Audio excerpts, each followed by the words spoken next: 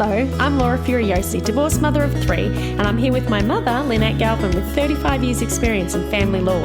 You're listening to the Divorce Course podcast. Through our candid discussions, we hope to help you through your divorce or de facto separation. We will be answering the most commonly asked questions and covering the stages and steps that you will face on your way to freedom. Mediation may be one of the first words that you hear as you enter the world of breaking up your property and your children's custody issue. Today, we're going to cover the 5 main myths about mediation and tell you the truths. Hello, Mum. Hello, Laura. Hello, everyone. Now, I think, Mum, mediation is usually like the first thing that's bandied around to people, and there are a lot of misconceptions about mediation out there, I've noticed, in the social media world at least. So I think it's really important that we talk about this today.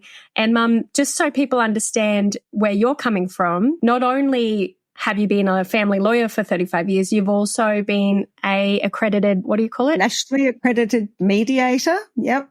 And I was mediating before it was in fashion. I've been a mediator since 1994. Before it was cool. That was before it was cool. Yeah. Oh, and I won the Queensland Law Society mediation competition at school. Yeah, whatever. But I did not understand it at the time. What the heck? I didn't know it was going to relate to divorce, but there you go. But you know, though, Raz, mediation is the first sort of legal word that comes at a person when they're separating. So the idea of separating is all of, you're going through all the emotional stuff, and then this word mediation comes out, and it can give people a bit of a shock, particularly because we don't talk about it in our day-to-day lives very much. And before we start, what are the other terms that are used that mean mediation but are used in the family court? Conciliation conference, sometimes a legal aid conference, child inclusive, family dispute resolution. There are a number of different ways that you will come across mediation. You might even come across child inclusive mediation, but it's not just for children's matters. It's definitely used for property. And our court, the Federal Circuit and Family Court of Australia, is placing a very heavy emphasis on doing mediation ASAP and before you go to court, so that it is the first thing that people come up against. All right, so we've got our listeners here today. They are gearing up for mediation. They've been told that's what the next step is. So let's talk about these 5 myths so they don't make any boo-boos. So number 1, Mum, you've said the first main myth, and we've seen this a lot, where people feel like they have to prove it something, whatever the argument is, to the mediator. Yes. They kind of see a mediator like a judge. So why is that a myth? It's just not true. In fact, pure mediation models don't know anything. When I trained initially, we didn't know anything about either side's story. We're only about facilitating people to reach agreement. Nowadays, with mediation, your mediator will normally have been given documents. So they know all that stuff that you're going to say, and they are not interested. They're not judges. They're not interested in giving you their point of view. Their whole focus is on helping each of you to get to an agreement. Okay. So it's a pure, in a pure model, they don't know anything. Nowadays they know something, but it doesn't signify that they're there to try and get you guys to sort out. So you're actually doing all the work when you're in mediation. So when they give you this big, massive, long list of disclosure, which you can download our free disclosure checklist if you like for Australia people, they give you this big, long list of disclosure, and they want all of these things. So the mediator's not looking at them to make a decision from the disclosure. That's more for them for you to show the other side, to show your ex. Is that right? That's right. And in the pre-action procedures now that our court has, they are wanting you to give these documents to the mediator, if not only to show that you've provided it to the other side, but also just as a show of good faith.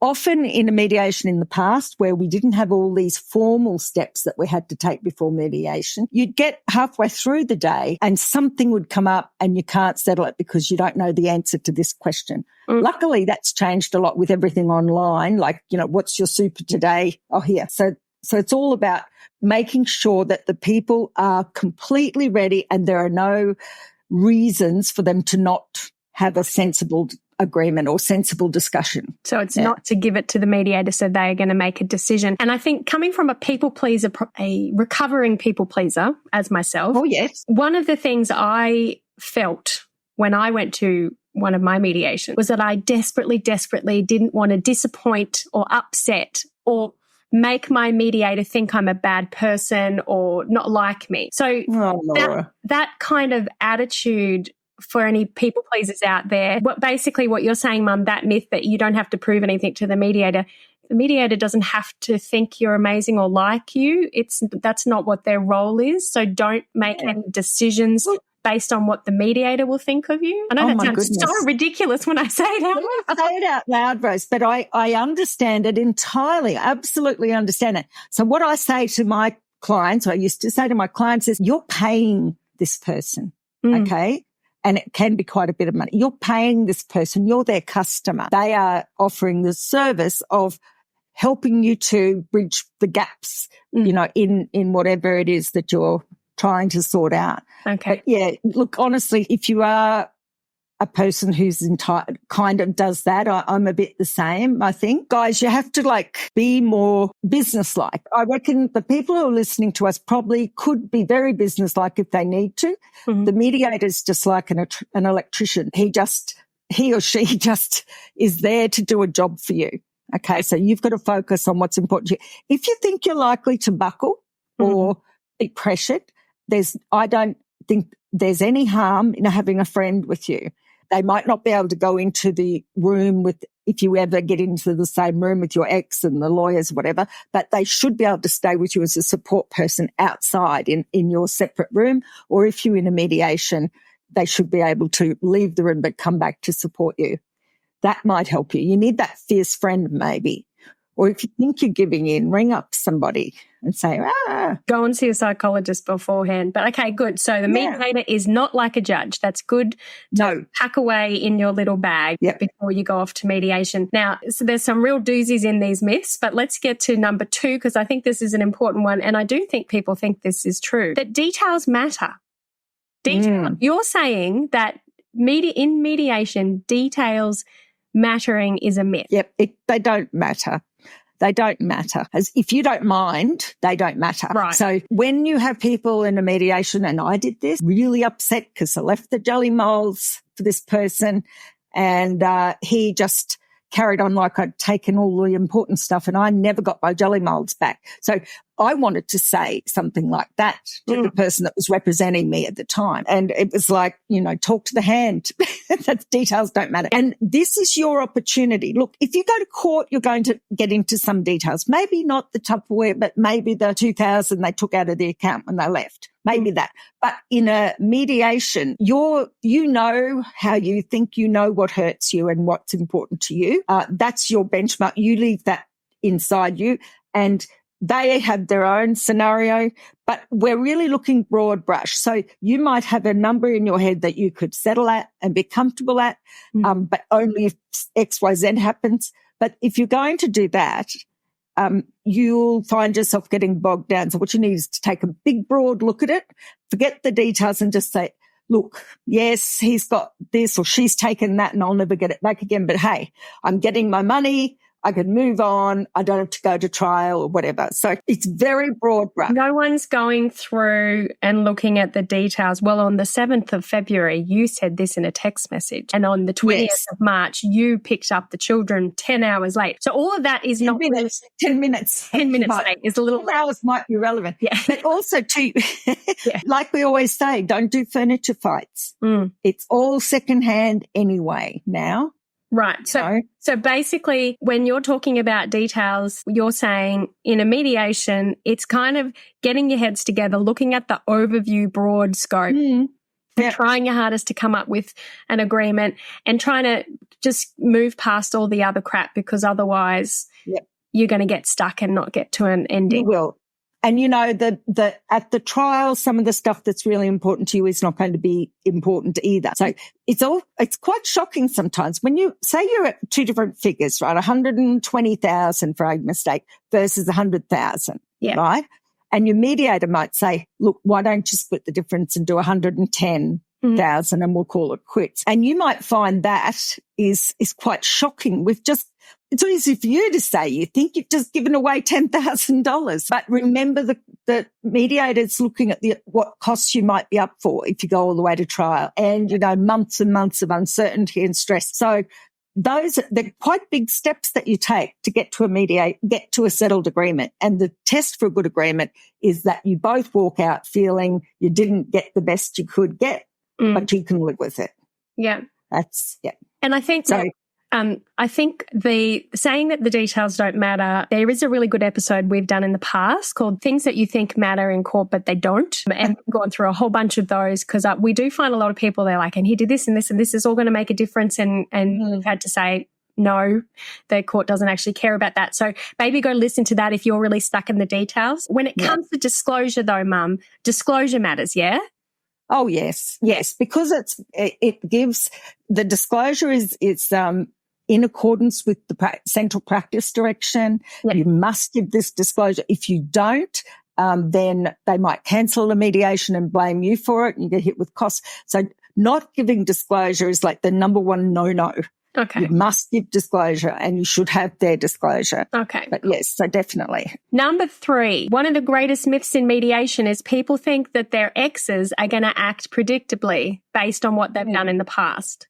You're saying that's a myth. So do you, in your experience of being a mediator and going to countless thousands of mediations, do you see that doesn't happen? No, it doesn't. When you were a couple, your ex's behavior towards you will normally be slightly different to how it is when you are now a business deal, sorting out a business deal. Sometimes I get people who say, oh, he wouldn't do that to me or she would never do that to me.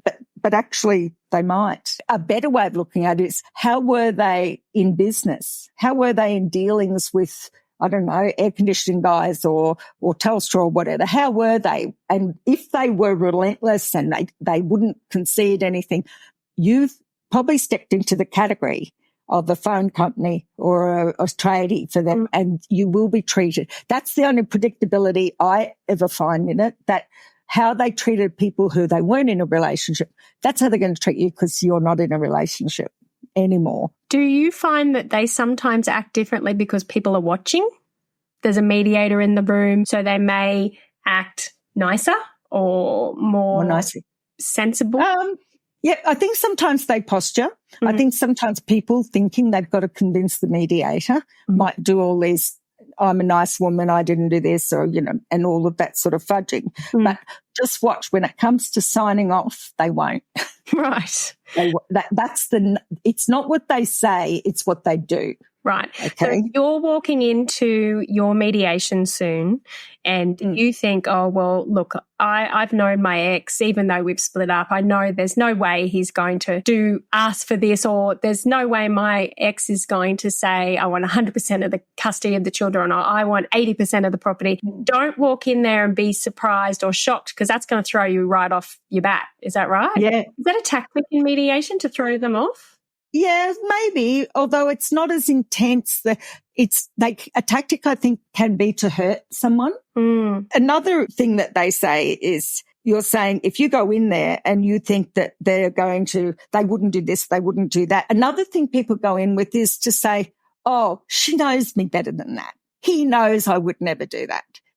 And she knows I was always at work or whatever. And then they come back with some saying, oh, you never were there, or you didn't do this, or you didn't do that. So, and it can really hurt if you've given a lot to a relationship and this person who you've been in a relationship with, who you think probably knows you better than anyone else on the planet, except your parents, says that about you, that can really offend and hurt you. And you know what? Sometimes they even say, and I need people to hear this because it can be heartbreaking. They'll say somewhere in the negotiations that, usually straight to your face, I never really loved you anyway. And that's just Have you seen that happen? I do. And I warn my clients because it's devastating. And sometimes they'll tell the kids, I never loved your mum anyway, or I never loved your dad anyway. But what I say to them is, remember this, that's coming from a person perhaps who has their own, the ones who say that have a new lover. And they're writing a new narrative so they can feel better about themselves. That's right. And how can this new love be the love of their life if they loved you? So they downgrade that relationship. Yeah. Please. Okay. We've wandered off a little bit, but they won't act predictably. So I think just in a non-legal sense, I think it's good for anybody that's going to mediation then, as you're saying, is to walk into the mediation expecting the unexpected and expecting the worst. And don't be shocked if you thought they'd never would, but they did. Or if you think they never will, but they have.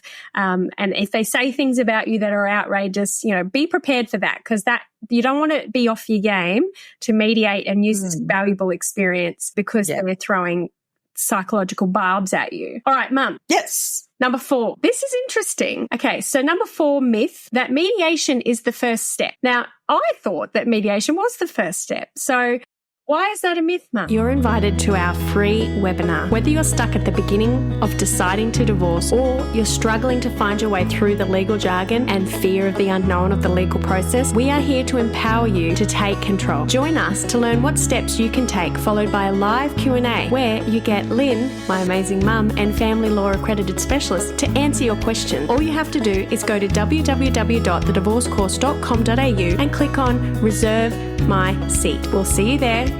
Hurry, spaces are limited, so don't miss out. Register today. That mediation is the first step. Now, I thought that mediation was the first step. So why is that a myth, Mum? If you go into mediation as the very first thing you ever do, you've got a lot of work to do to get things sorted. So the majority of the time, before you split up, there might have been conversations, if you could safely have them, about what you thought might happen between you both. There's probably texts and emails that have happened between you both, like for short term, that little tiny baby step we talked about in the course. And probably the kids have been going to both parents for a little while before you go to mediation, and there's emails. If you did go to a lawyer, your lawyer would be writing letters, trying to sort things out, because it's only the stuff you can't work out between yourselves that needs a mediator to sort out. So sometimes I like to try and reduce the scope of the fight and say, look, we're agreed on this, but these are the things we need your help on, Miss Mediator or Mr. Mediator. These are the things that they're stuck on. And then the mediator then can work with you to do that last knotty little problem. It's very rare that there's absolute silence between the parties, no correspondence between them, no emails, no texts, and nothing from one lawyer to another. It's just very rare. So a mediation is a very expensive exercise. Even if you don't take a lawyer, you're paying a mediator maybe $3,000-$5,000. It's silly to go to a mediator to sort out the stuff that you all know you agree on. Like, it might be that it's obvious you're going to keep this car and they're going to keep that car. Right. Yeah. And super is fine. Like, just reduce the scope of the fight and take just that bit to the mediator. Yeah, because I guess you're right, because if you leave everything to discuss at mediation and don't talk about anything at all, you're not going to be able to do that in a day. You're not even going to be able to do that in 2 days. So I can see. Yeah. And Mum, you've noticed some people recently, because of the speed of the way the court works now, that there are people that are being pushed into mediation in like the first week, or they've told them that they're leaving, or they've got a new partner, they're moving out of the house, and I've booked a mediation for us next week. What do you say to those people? I think generally it's legitimate to say that's too soon. I need time to get my documents together. They should give you some more notice. And I am finding that before we used to have to wait so long to get into mediation, there was sort of hair growing on the file by the time we got there. But now it's almost like when a dog runs and their backside sort of gets a bit faster than their front. We've got this mediation turning up and no one's really ready for it. And God help you if you're in the court and the court says you must do this mediation and you're not ready for it. You have to go. You have to have your stuff ready. But I don't think sometimes you're emotionally ready in a week or 2 weeks after separation. And I think that the people who write and insist on a mediation in that brief time one, I don't know any mediator who is available in 2 weeks, any mediator that's well known, shall we say. But secondly, you're still probably coming to grips with the separation. Even if you wanted it, you're not ready to start reaching agreement. There's an emotional spot. And that's why I think when people go to mediation or don't have mediation, go to court, the court sends them back off again to mediation. It's not that the law has changed. It's not that people's positions have changed. It's just that they are probably more emotionally ready to make the concessions and accept the end of the relationship. Well, it's like when your kids are fighting, and I don't know, they had a disagreement or something. They've got hot heads, they're angry at each other. And you see those parents that force them to hug each other, or we're really, I'm like, okay, go away, go chill out in your room, calm down, and we'll talk about this in an hour or two, and give them some time to settle before. Otherwise, they're not going to be in that space. And I think, Mum, the other thing is when you first separate, you've got no idea what the cost of living is by yourself, or how much things are going to, how much does it cost to rent a house if you've been living in a house for 30 years and you've got no idea what the price of renting is? You don't know how much stuff costs. So there's a whole new world you've got to navigate. You've got to get your phone sorted. You've got to get your healthcare sorted. You need to know what you need for the rest of your future before you can negotiate it. So I think, even though reminder to everyone that this is general education, this is Mum's opinion on mediation, everybody's situation is different. If your lawyer says you must go to mediation, then go to mediation. If court's ordered you to go to mediation, of course you go to court. Of course you must go. So just, always check with your own lawyer, because everyone's situation is different. This is Mum's opinion. But I think that's something. And I think also people that have maybe had affairs, and I'm not judging anyone, but guilty. If they've had an affair and maybe it's been years or something, and maybe they're ready to mediate because they've left the relationship mentally years ago or something.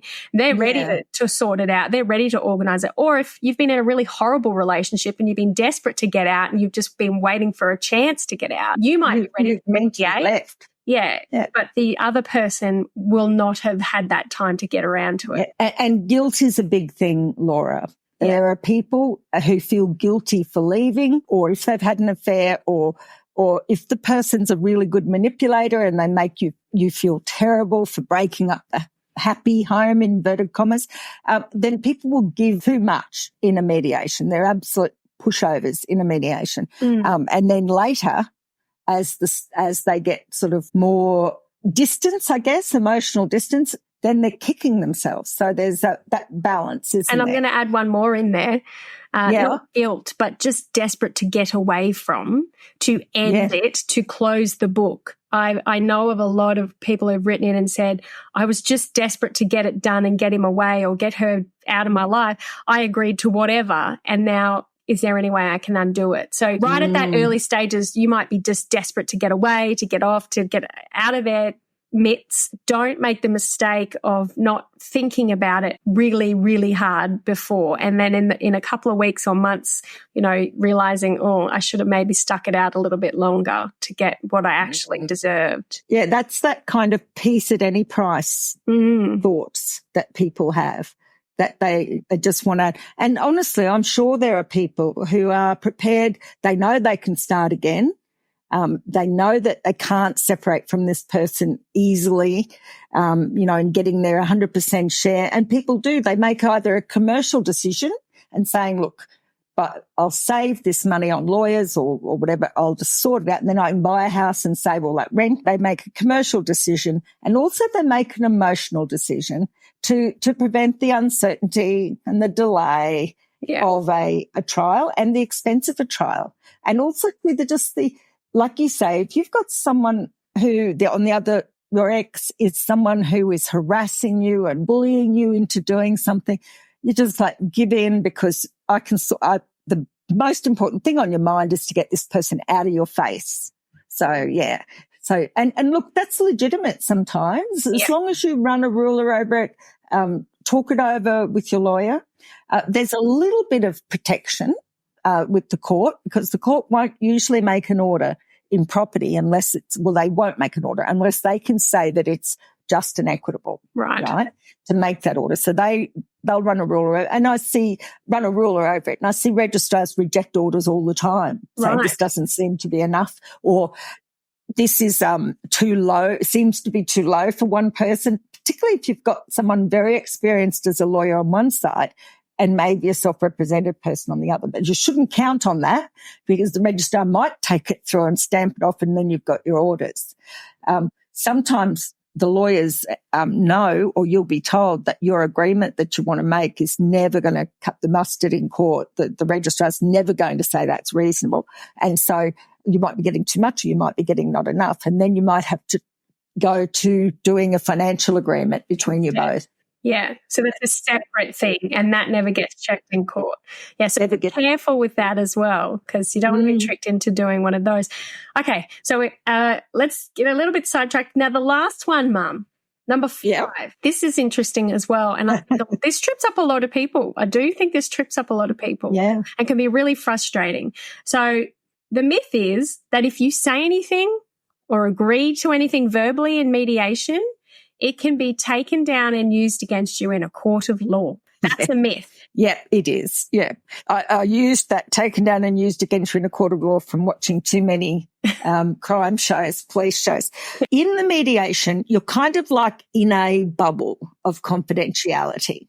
What the court wants is for you to be able to put all of your cards on the table, if you want to, and really try to settle things. And with confident in the knowledge that if you say, all right, I'll take $105,000 and you can have the $120,000. If you say that and then it doesn't end up settling, you can go back to court looking for your 120, and the other side can't say, well, Your Honour, she was prepared to accept 105 in mediation, or, you know, he said that he wouldn't take that much money off, or I could have all of her super in mediation. So the court won't listen to, they can't hear that. It's not allowed to be put in evidence. It's not allowed to go in affidavits. Even if you've been writing backwards and forwards, you know, before your mediation or after, trying to solve stuff, if it's an attempt to settle a matter, then it's confidential. So you'll see letters coming from lawyers that say without prejudice. And that means without prejudice to my case, I'm offering this often and trying to settle it, but I haven't changed my real position.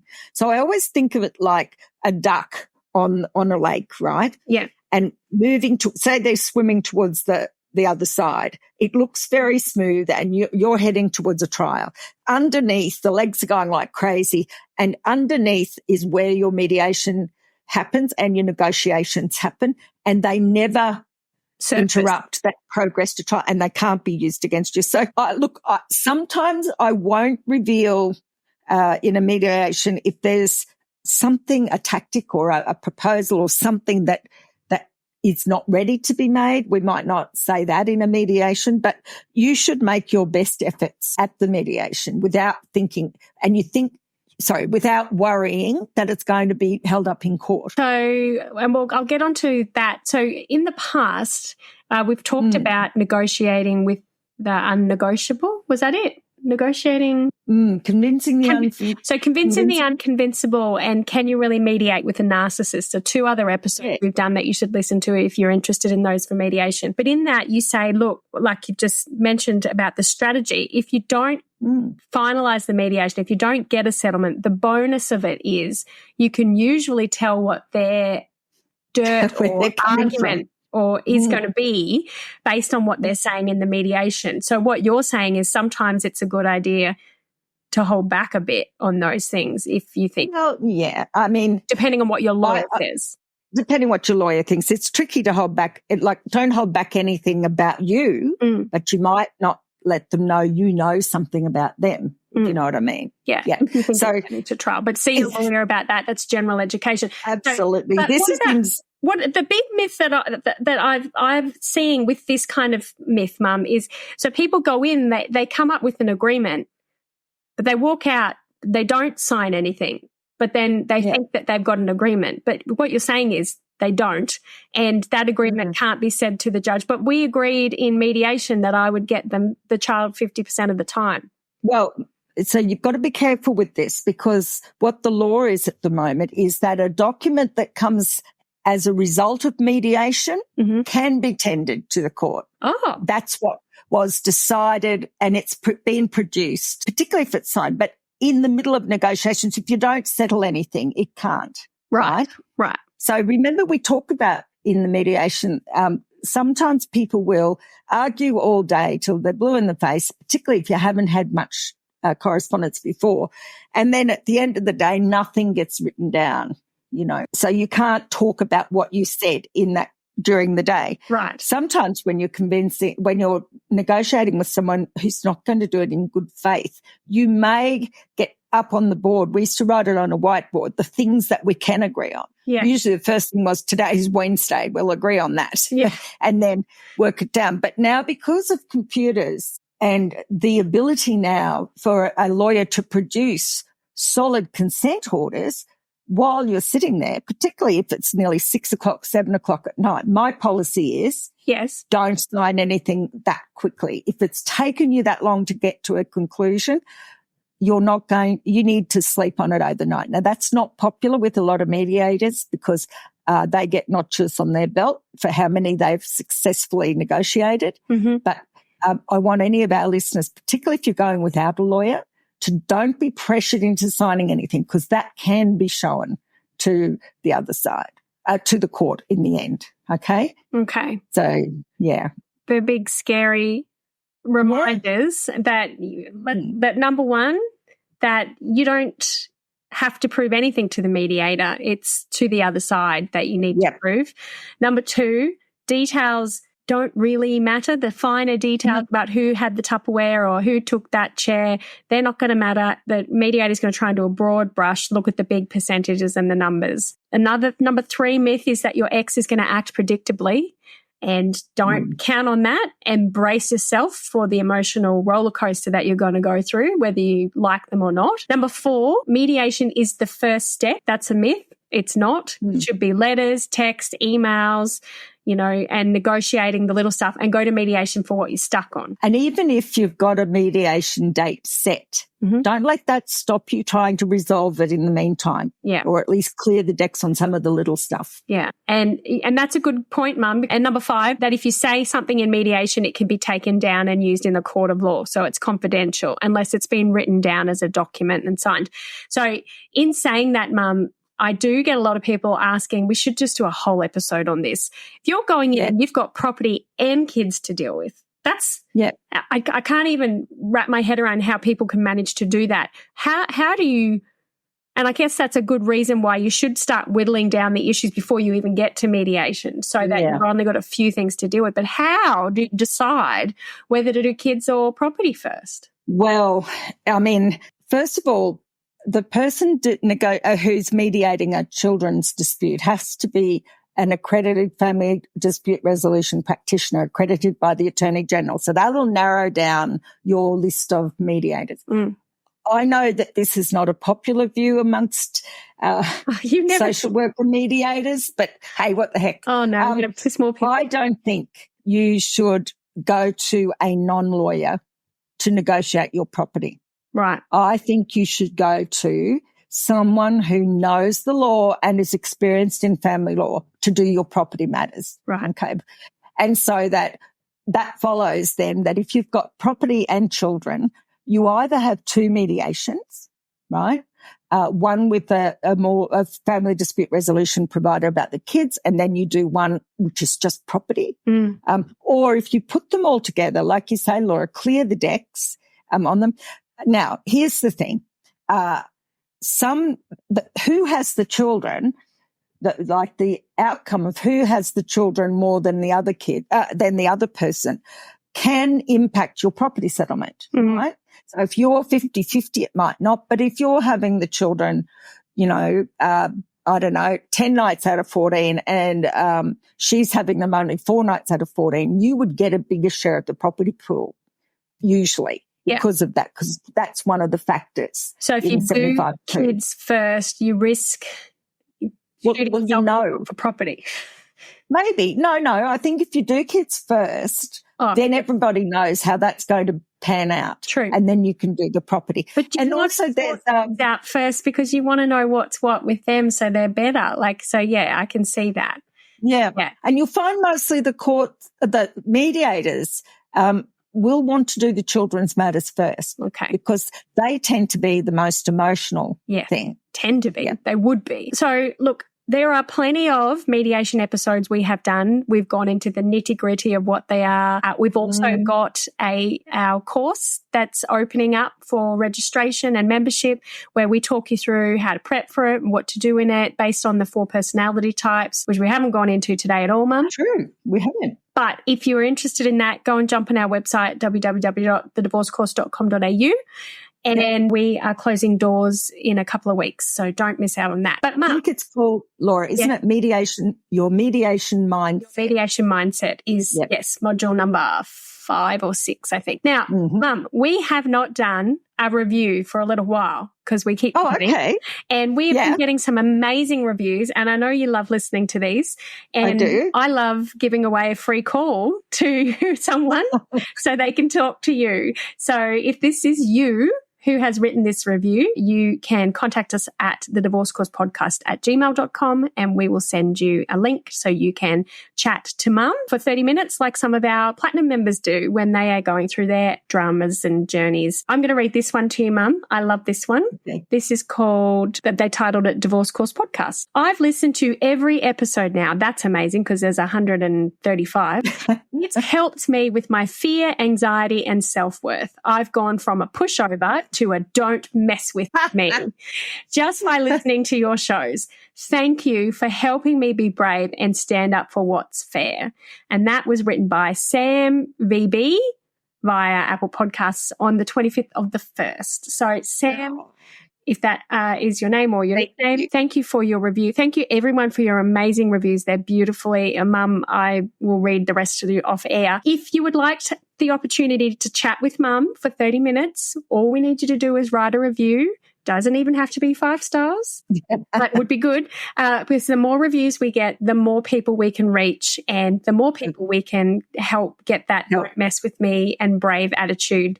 Because let's face it, there's a lot of misinformation out there and some people are doing it tough on their own. And if that is you or that has been you and you would have loved someone to tell you about this podcast a year ago or 6 months ago, then you can help pay that favor back by writing a review and it will hopefully reach somebody like you.